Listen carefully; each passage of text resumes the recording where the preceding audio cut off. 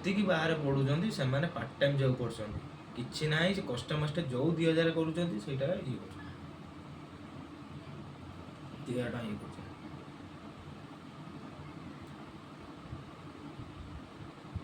ଏଇଠି ଗୋଟେ ବର୍ତ୍ତନା ପିଲାଟେ ଯାହା କଷ୍ଟମଷ୍ଟେ 3000 ଟଙ୍କା ଇନକମ୍ କରିକି ସେଇଠି ସାର୍ଙ୍କୁ ମେସ୍ ପଇସା ଦେଉଛି, ଖାଉଛି। ତୁ ଆଚ୍ଛା ହେଇଯିବୁ ସେ ପିଲା ଯେମିତି ଏଠି କରୁଛନ୍ତି, ପାଗଳା ହେଇଯିବୁ। 30 ଟଙ୍କା ମିଲ୍ ମାନେ ତୁ ଭାବୁ ତୁ କି ଖା 30 ଟଙ୍କା କ'ଣ ତୁ 140 ଟଙ୍କା ଦେଇକି ଗୋଟେ ଭଲସେ ଖାଇବା 30 ଟଙ୍କା କ'ଣ ମିଲ୍ ଦେଇକି ମୋତେ ଭାତ ଡାଲମା ଖାଲି ଆଚାର ଟିକେ, ଡାଲମା ଯାହା ହେଇଥାଉ ସେ ଲୁଣ ହେଇଥାଉ କି ଯାହା ହେଇଥାଉ ସେଇଆ ଖାଇକି ରହୁଛନ୍ତି ଛୁଆମାନେ। କୋଉଡ଼ିଆ ପିଲା ଆସୁଛନ୍ତି ନା ଏଠି ଘଣ୍ଟେଶ୍ୱରରୁ, ଚାନ୍ଦବାଲିରୁ, ଏଠୁ ଆମର ଯେତିକି ସବୁ ଭଦ୍ରକରେ ଅଛନ୍ତି।